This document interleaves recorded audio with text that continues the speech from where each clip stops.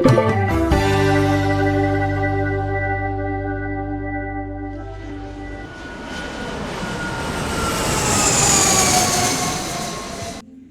all, welcome back to another episode of Travel with Carter. Here I am today just wanting to talk about some tips and tricks, give you some answers to questions I get often. So again, I appreciate all the support so far. As I'm sitting here right now, I've been to 87 countries, so almost halfway, hoping to get there probably at some point next year. It'll be another, 13 countries to hit that, or sorry, 12 countries to hit that halfway point. So let's start off with talking about cash, I guess. So I often am asked, how much cash do I bring? Do I use credit cards, debit cards, or bank cards, etc.? So I like to always have a little bit of cash with me. So US, I always have usually 100 or 200 US, and then I'll bring some euros or exchange often the local currency as well, depending on where I'm going. Okay. Now, that being said, I've learned to trust locals a lot with it. So it's talk to the folks at the hotel, at restaurants, etc.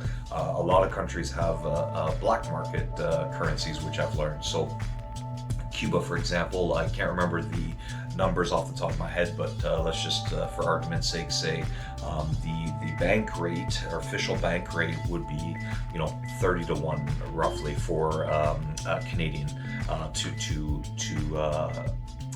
US to Cuban conversion.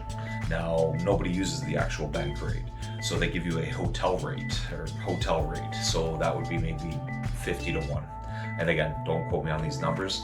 But then when I went into Havana and speaking with some locals there, a couple of waiters helped me out, and they're like, "Oh yeah, no, they get like 300 to 1." So essentially, like 10 times the bank rate when they would exchange with people. And you just see people right on the street. There is some shops that do it. Obviously, a little bit riskier if you don't speak the language, especially. So, but that being said, you can get some much better deals than what the hotel or bank is offering you.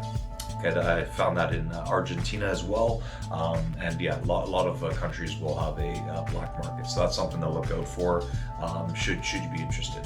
All right, so cash is always king. Again, if you have that US dollar, euro, even some other countries with a strong currency, then you're able to exchange it to another country with a weaker one, essentially.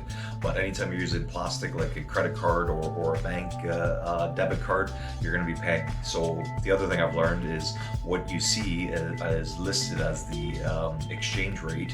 Every bank has their own version of that, and then they have those exchange shops that will mark it up, essentially. So again, if they're saying it's 5 to 1, it might be 6 or 7 to 1 at the bank that you're trying to take it out at. So again, or 4 to 1 or 3 to 1. So again, you're losing a little bit there. So again, that's where I do a combination of credit cards, cash, and debit. So I do like the credit cards because you're always getting the points first off, and then you're getting the instant rate, so that actual rate of currency or exchange at the time of purchase. So one other thing I'll add with that is a lot of ATMs, whether it's a privately owned one or owned by a bank, they will ask you when you're doing the withdrawal if you want to do their conversion of the currency. So again, they're doing their markup on what the rate is at that time. So I'd advise you not to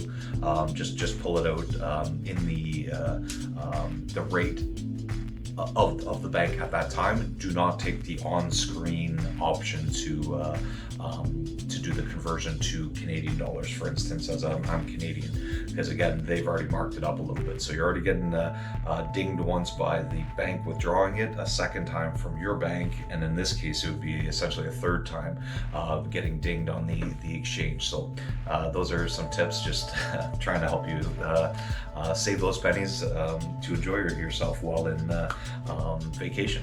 Hey, sorry to pause the video. Just need to ask some help from all of you.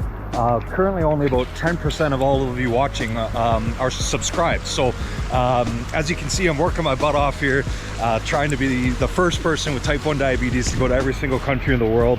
I'm doing it with a smile in the rain right now. But yeah, if you could please hit that like button, subscribe, tell a friend, tell a family member. That would help with the magic YouTube algorithms.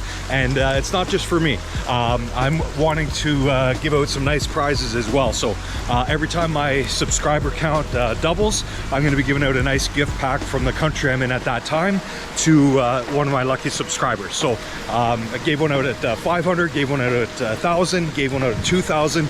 Can't wait to give one out at 4,000. So again, please hit that subscribe button and appreciate all the support. Stay golden. Okay, the other thing I'll talk about is using your cell phone abroad. So that's a big one. It's getting a lot better now, but first off, put your phone on airplane mode, and then you can use free Wi-Fi at the hotels, a lot of restaurants, etc. And if you really do need to have your phone, or you just feel more comfortable, you can buy a SIM card in the country that you're at. Or even more convenient now is eSIMs, they're called, or electronic SIM cards. So you don't actually even need to purchase a SIM card. You just download it and then you can use it for the time you're in that country. So it'll save you significantly. As I know, again, as Canadians, we pay some of the highest cell phone charges in the world. And then when you're roaming, it can be stupid, like $7 a minute or something crazy, and then $1 a text or something insane if you don't get the plan beforehand. So yeah, that's something that you want to look into. And again, eSIMs is something I would highly recommend, as it's convenient. You're able just to download it beforehand, set it up which country you're going to, for how long you need it for, and then you can select the best package for you, or do as I do and yeah, just throw your phone on airplane mode. Essentially, I check it a couple times a day, which is great. I enjoy being disconnected when I'm traveling. It just puts me more in the moment. And again, for most of you, you're doing it for vacation. So do you really need to be catching up on work emails? Probably not, right? So again, just kind of get out of those bad habits that we all have, and just kind of disconnect. Use the free Wi-Fi at the hotels, coffee shops, etc., and enjoy just connecting with locals. So I do that a lot for directions as well. Just talk to the person at the front desk of the hotel, or hire a guide, etc. So just kind of the old-fashioned way. And again, it saves me quite a bit on cell phone bills. All right, so moving on, people often ask, how do I book flights? So complicated question, or a complicated answer, but essentially, perfect world situation, I would like to usually book about 3 months out. That's usually where I find you get the best prices, 3 to 4 months, etc. But yeah, a lot of times I'm kind of scrambling, doing it last minute. But some generic tips I can give you is, first off, use the incognito mode when you're searching, so that gives you a fairer shot, if you will, rather than having the website kind of track you, especially if you're going multiple times back to that same website or comparable websites. So yeah, using incognito mode is huge.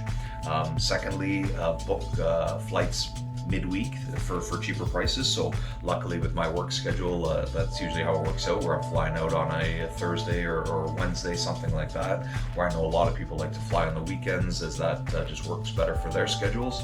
But that's where you'll find a price bump, especially. So midweek, yeah, 3 months out. All right, and then yeah, people are always asking which websites I like to use. Now, unfortunately, I don't want to share, just as I'd like to be compensated by those websites.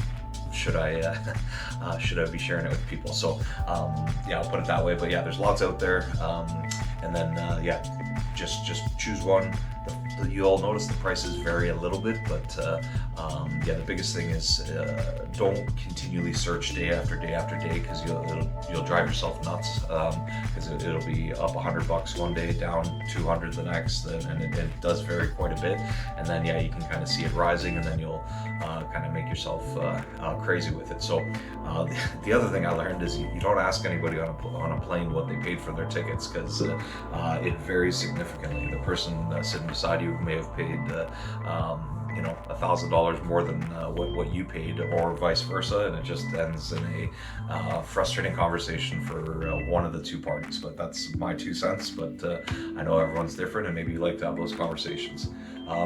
The last part I'll add is using points. So lots of different reward options with credit cards and different airline points. So I would encourage you, if you are traveling a bunch, to choose one that works best for you. It gives you a good interest rate and good points, and then you can use those reward points to book flights. And I do that usually. The last few years I've gotten about 3 to 4 flights for free a year. So just because I am flying so much. But yeah, it's a nice reward, and it's always feels good when you're flying on points. All right, so last point I wanted to talk about is people are always asking me which hotel brand I like to work with, or do I use Airbnb, VRBO, etc. Some of these other big websites, essentially renting a house directly from an owner, or a bed and breakfast type thing. So essentially, long story short, I do prefer hotels. I've learned that, where I've had some kind of hairy situations in some of my travels with showing up to a place. You gotta, do a combination code or something. There's nobody there. The code doesn't work, and then I'm stuck kind of for hours at a coffee shop or something trying to get into the place. I've had that happen numerous times, which is quite frustrating. So I like knowing there's somebody there 24 hours a day at the front desk at a hotel. It's just quick, it's easy, very business-like, and I just don't need to jump through the hoops. That being said, that's when I'm traveling solo. When I'm traveling with friends, I do like using either Airbnb or VRBO type setup, where you can get some really nice houses, and it has a kitchen, and then I'm going to be cooking a lot more when I'm traveling with guests than I would by myself. So I like it for that option. Again, if you have kids, etc., there's a lot of reasons why you might go that route. But again, to each their own. For me, traveling personally, 99 times out of 100 now, I'll go with a hotel.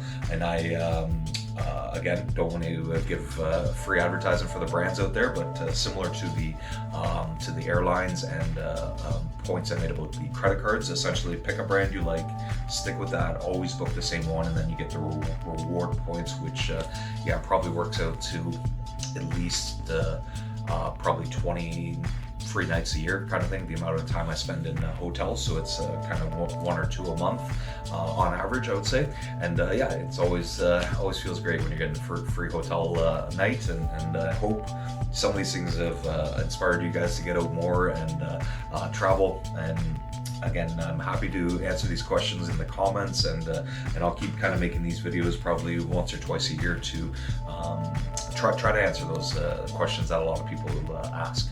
And again, thanks so much for watching another episode of Travel with Carter. I truly appreciate all the support I've been receiving. If you guys could hit that subscribe button down below, tell a friend, tell a family member. That's how this channel grows, and I can continue on my goal to be the first person with type 1 diabetes to go to every single country in the world. I'm getting there. You guys are helping immensely with it. And again, if you can share it, that's how this channel grows, and I can achieve this goal. So thank you all. Stay golden.